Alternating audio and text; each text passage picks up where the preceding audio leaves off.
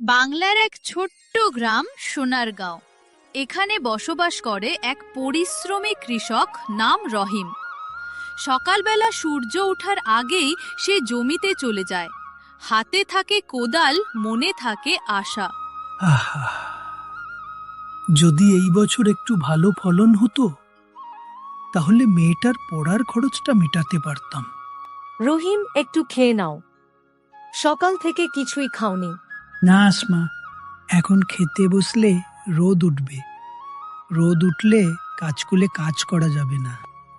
রহিমের জীবনে অভাব ছিল, কিন্তু তার মন ভরপুর আশায়।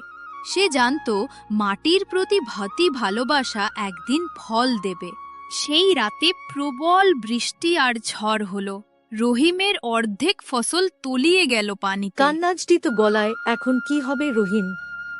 মেয়েটার স্কুলের ফি কিভাবে দেব? ভগবান করেন, ভালোর জন্যই করেন।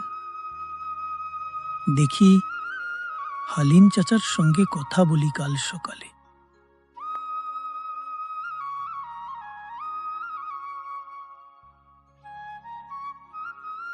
রহিম, আমি শুনেছি সরকার নতুন বীজ দিচ্ছে যা জল সহ্য করতে পারে।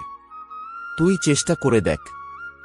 চাচা, টাকা কোথায় পাবো? আমি কিছু দেব, বাকিটা তুই মনোবল রাখ। এই মাটি তোকে কখনো নিরাশ করবে না। হালিম চাচার কথা রহিমের মনে নতুন আলো জ্বালায়। সে আবার ফসল ফলাতে শুরু করে। রহিম, দেখো ফসল উঠছে, কি সুন্দর ধান পেকেছে। হে প্রভু, তুমি রহম করেছ।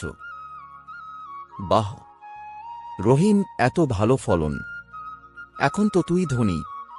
হেসে, ধন সম্পদ নয় রফিক ভাই, মাটির প্রতি বিশ্বাসী আসল ধন। আজ গ্রামের সবার অনুপ্রেরণা। তার পরিশ্রম ও আশাই তাকে সাফল্য এনে দিয়েছে। এই গল্প আমাদের শেখায়, অভাব নয়, আশা মানুষকে জিতিয়ে দেয়।